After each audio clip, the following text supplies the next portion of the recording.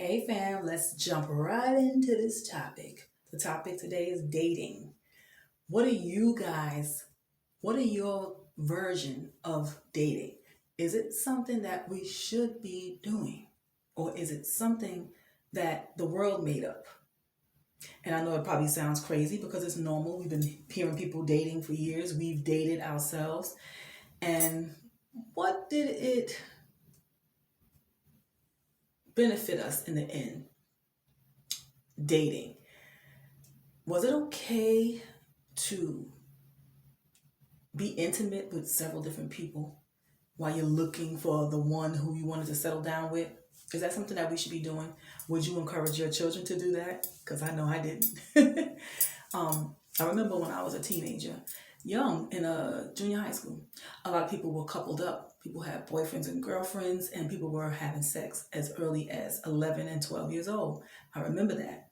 I actually remember a couple that was like very popular in junior high school who would have sex literally every day during lunch break. And I knew this because the gentleman who I'm talking about, who was involved with the young lady, his brother had a crush on me. And so he used to tell me everything. And he would say, man, they be having sex every day and blah, blah, blah. And I'm like, what? Because I'm shocked. We were young. I thought that was a bit much, and it was. And so dating happened very early. People were even dating in elementary school, but my memory don't serve me that far back to remember couples so much in that young age. But junior high school, yes, I remember people coupled up. I remember people saying that they were no longer virgins, girls, and people talking about their little sexcapades and stuff like that. And I was shocked because I knew that was way too young. I know I wasn't ready for sex at that age, but people were dating and going together. So I just wanted to talk about that topic because it's really important for us as parents to establish what's what for our children, right? Because our children grow up, they see things on TV, they see couples, they see their friends dating and doing things, and people want to be normal, they want to fit in. And so these are the things that a lot of young people want to do. Now, my mother, I don't remember my mom talking about dating too much with me, like the topic itself. And I remember sneaking when I got in high school, kissing this guy I had a crush on, and he was never really my boyfriend. We didn't establish being boyfriend and girlfriend, but my friends who were around us, they knew that we had a thing for one another, and I had gone as far as to kiss him and stuff like that, kissing and stuff like that. Never allowed him to take off my clothes or go under my clothing or nothing like that, but we were like a little item. I never let my mom know about him though. So obviously I knew that it was too early for me to be dating. When I was at 14 years old, ninth grade, he was on the football team. He was cute. He was fly. He was like a LL Cool J to me back then. He used to wear his Adidas suits and his Kango and his Adidas sneakers. And he was the cutest thing. He had the best smile. I fell for him. And he was attracted to me as well. So yeah, those things occurred like that. But when I got my first real boyfriend, who I actually brought home to meet my mom, I was 16 when I met him. And he was sweet. He was the father of my daughters. He is the father of my daughters, whom I ended up marrying. But in any case, when I met him, I was 16 years old and he was 18, going to turn 19 the following month because we met in May. His birthday was in June. And I introduced him to my mom. And she didn't say, oh, I don't want you to date, you're too young. She thought he was a little too old for me because I know in her mind she believed that he probably was, sexually experienced. I wasn't. So she was concerned about that. So we did discuss that. But she never had a stipulation where I could not date or I was too young to date. Once he came around a lot, she ended up liking him. And then she and I talked about intimacy between him and I told her that, oh no, Ma, I'm not taking off my clothes for nobody. I was so naive. So naive. And at the time, I had such a nice, firm, young body with thick thighs. And to me, my thighs were fat. I thought I had the fattest thighs in the world. Big legs run in my family. So I couldn't imagine taking off my clothes for anybody. So that was my mindset. And my mom believed me, and we just discussed that and we laughed, and she said, "Good, keep it that way." But there was never a further discussion about what would be correct, the correct thing to do in God's eyes, right? So that was never discussed. We ended up getting married, and there's a story in between, but maybe I'll share those things with y'all another time. I want to now get to the point where I'm a mom and what I consider to be okay for my daughters. Well, once my daughters got of preteen ages, the kids like people in school, so they talk about their guys they like or whatever, or somebody having a crush on them. There was young boys, one particular named Ebenezer, who was after Kiana since they were like in fifth grade. He was head over heels with my daughter. I thought it was cute because it was puppy love. It wasn't going anywhere. And so it was cute. So we do understand that the opposite sex attracts. And so these little crushes are going to occur, and it's cute and it's innocent because nothing is going further than that. But then there came a time when Kiana turned 14. I hope she doesn't murder me for telling y'all this story, for sharing it with y'all. It's nothing horrible, so I guess she'll be okay. But I just want to establish a point by using this particular scenario. She turned 14 and she had her first summer youth job, and she had run into some gentleman one day on her way to work. So when she came home, she told me, she said, "Mom, this guy probably going to be calling because I met him on my way to work." And my eyes were like, because she and I never had that dialogue about not giving out our number to anybody or dating at that point, because she was still young. She was 14. So I didn't think it was necessary. At least I was waiting for her to bring it up before I talked to her about it. So like my mom, there was never a rule in the house established for the correct age for dating, right? Even though in my head, I thought 16 was a good age to start dating, because that was when I started. But I thought 16 was a decent age to, hang out with the opposite sex, as far as going on a date, going to dinner, seeing if you like the gentleman, going to a movie, hanging out at the park, playing handball, whatever, just to be in their presence or whatever. I didn't think it was anything wrong with it at that point. But once I gave my heart to God and started living for the Lord, I thought about dating in a different way. I didn't not like it. It's normal. It's a part of growing up. But what I thought about was, wait a minute. When people are dating, people have sex. People break up, meet somebody new, date somebody new, have sex with somebody new. Break up, meet somebody new, have sex, break up.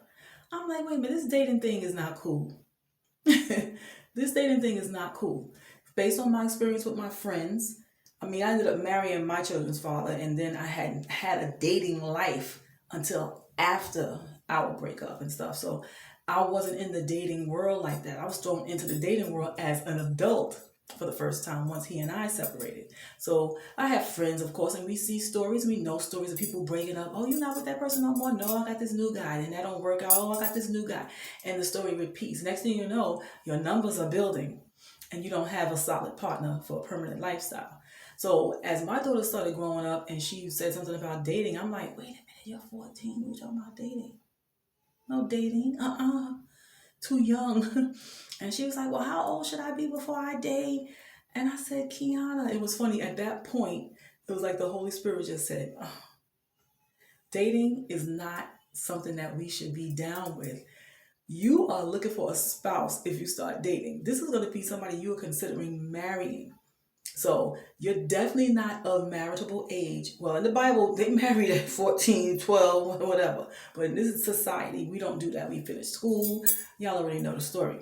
So for me, this is not a foundation for a marriage. This is just dating. What are you going to do? And she was innocent, but she knew it was normal to like the opposite sex. And she said, "Well, how old could I have to be to talk a date? Why, mom, blah, blah, blah." And I'm like, girl, not at 14. I'm like, to me, when you start talking about dating a young man, it's because you fancy him for marriage. And he fancies you for marriage. And so I told her that, and of course she did not agree with me. She was young, and of course mamas are overprotective and things like that. But I had her call her dad. Once her dad explained things to her from his perspective as a man and a male, as a young male, he knew what he was trying to get from young girls, and he told her these things. It settled in her heart that, okay, mommy is right. She came to me and said, Mommy, you right. Daddy said I'm too young. I'm like, yes, this is why children need both parents. We both have our jobs to do. Because sometimes as mothers, they think we don't know what we're talking about. We just overprotective. I've been there with my mom as well. You know, we always think our mothers are just being too overprotective, but they're wise. They've been there. They know stuff that we don't know. Their job is to protect us. And so when her dad told her, she accepted it. So I want to ask you all, as parents, what have you allowed your children to do as far as getting to know the opposite sex? What kind of curfew are you giving them? And do you know what they're doing when they're out there? Because I told y'all my story, and that was just one. I used to like to kiss. I ain't gonna lie, I still do. I'm a kisserer, right? And so there were times when I kissed boys. My mom had no idea. No idea. And I didn't consider myself to be a sneaky person. I didn't sneak out the house or stay out past my curfew. It was just that when I was out there, we ended up finding the opportunity to do these things. And I was very private. I didn't believe in doing things in public or around a bunch of people and stuff like that. But sometimes you do get carried away. I remember us, a bunch of teenagers going to Prospect Park. And the same guy I was telling you guys about, who he was on the football team and he was a cutie, he and I were hiding behind a sheet, kissing, because we had bought our little stuff for the picnic area and our little sheets and stuff like that. And we were just walking around, a bunch of us, a group of us. And who else was a couple at that time? I think it was like two of us that were actually a couple who we took the opportunity at that time to kiss our boobs, right? My mom never knew anything about that. So what I want to do with this video is to talk to you parents, and like, we can't stop our children from doing everything. We can't protect them from everything. But I think the conversation need to be had about establishing boundaries and what's right and what's wrong. And yes, our parents said things to us like, you better not be out there doing stuff. But they never sat down with us and explained to us what the reasoning is behind that. And the seriousness about diseases, getting your heart broken, being used, giving up your virginity too soon to someone who doesn't care about you nor planning on spending a lifetime with you, and pregnancy. I don't think parents are sitting down with their children having this full on discussion. And then the importance of righteous living, right? To exclude yourself from the pains of dating and stuff like that when you're too young. These things are so important to discuss. And I wanted to make this video because I want those of you who are watching to think about that when your children are getting older, you know, watching them and seeing how they move and understanding that when they go out, you know, people sneak. But we need to be more aware of where our children are going, who they're keeping company with, and establishing some type of rapport. My daughters and I, we discussed what went on in their day mostly every day throughout their whole teen life. Did they tell me every single thing? I'm sure they didn't. But they would come to me and talk to me about certain things because I established that with them when they were very young. And I think it's really good to communicate with your children. We have molesters and rapes going on and people doing crazy things amongst even their friends. Like when their friends are shady and when they're sharing stories with you, you can tell and then you can warn them. So it's good to have a rapport. I'm not saying we can save our children from everything because we do know children are going to do things. We've done things. And so we would expect that they would too. But the difference with my parents' parenting and mine was my parents didn't say much about anything. I learned a lot from my grandmothers who were, of course, Bible believers and they lived their lives in a righteous way. So I learned a lot from them. So the times that I was doing things that I may not should have been doing, it was the things they said to me that stuck in my head. And I would say, oh, grandma said this, grandma said that. The Bible says this. You would think about it. But as a mom who raised her own children, I raised my children to know the Bible's principles. And I wanted them to be respectable. I wanted them to respect themselves. But, you know, sometimes nature takes control.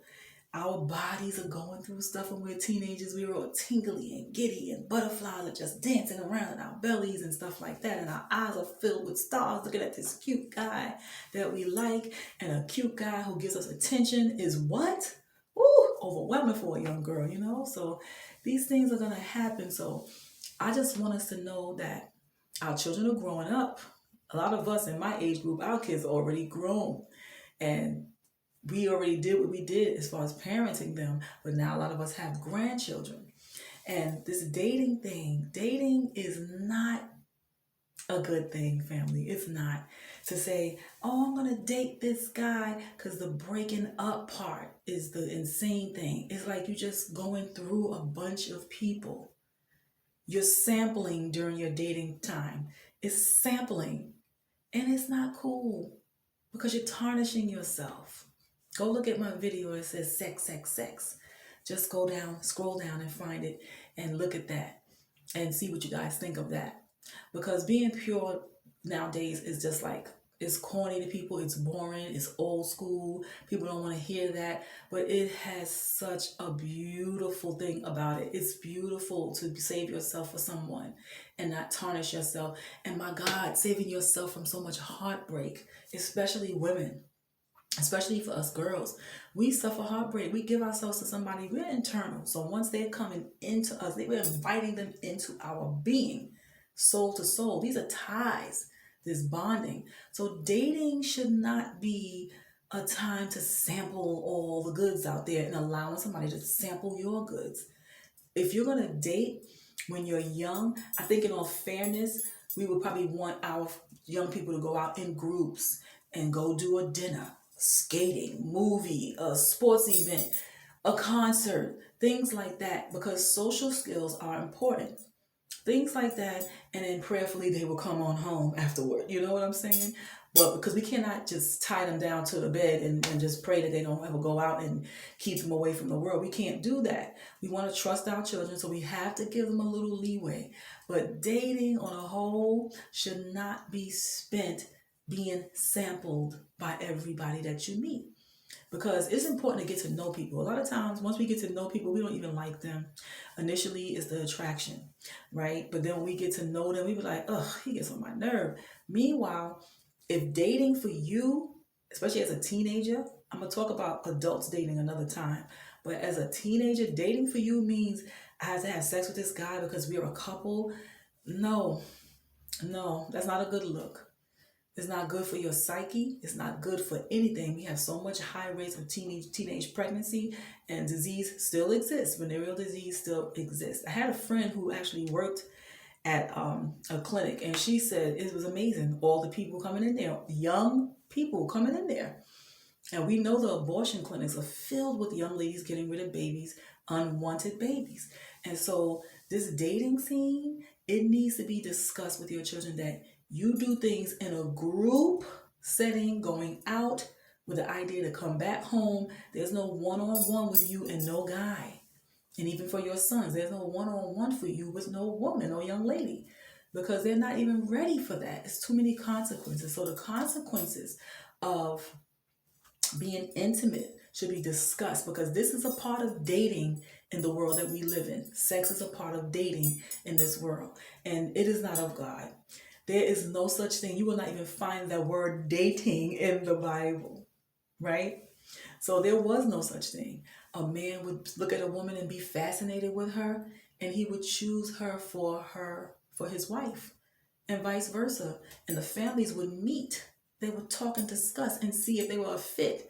This is a protection to me. I love the whole idea of that. And it's funny. I used to talk like that to my daughters back in the day. I said, I would love to choose y'all husbands. They was like, Mom, get out of here. That's so old fashioned and blah, blah, blah. But there's something about the idea of that to me. I like it. And I'm not saying put your children with somebody who they don't even find attractive. No. It's the knowledge of where that person is coming from, knowing their family background, the family's way of life, and if these people are good people to make babies with, to bring babies in the world. I love that whole concept. I love it. Because look at us. We randomly meet people and we attracted. We done had babies with them. Can't stand a man. Can't stand them. And vice versa. You men can't stand the woman. And so I think that knowing something about somebody, their character, their faith, what they believe in, the culture that they believe in raising their children, and the atmosphere, the vibe, who you are as a person, if you're righteous or if not. We need to be compatible. to raise children in a good way, right? So they won't be raised in dysfunction. So dating should be something that's taken very seriously. It should not be a sampling. I said it 4 or 5 times. A sampling of people's personal parts, sampling intimacy with various numbers of people. It should not be that. There should be a standard in mind of what you want for a wife, fellas. There should be a standard in mind of what you want for a husband, ladies. And you seek out that person. Get to know one another and see if a marriage could be had out of that. But all of this bouncing around here and there, to and fro, it's not even safe nowadays. It's not, especially, especially for us women who are single and have our own places, meeting these guys and the guys knowing you're alone. This whole thing, and you can look at my video, Silly, Single, and Sexy. And I'll get into more detail about that because I've made some foolish mistakes myself when I was young. I had my place since I was 18. I've always had my own place. And so when a man figures that out, he's like, oh, you live by yourself? And it's so dangerous. I don't know if you all heard about the young lady recently who was murdered in her home. She met this gentleman online and invited him in. Black young lady, and the guy was a white man. I mean, the color doesn't matter because a sick person is a sick person no matter what they look like on the outside.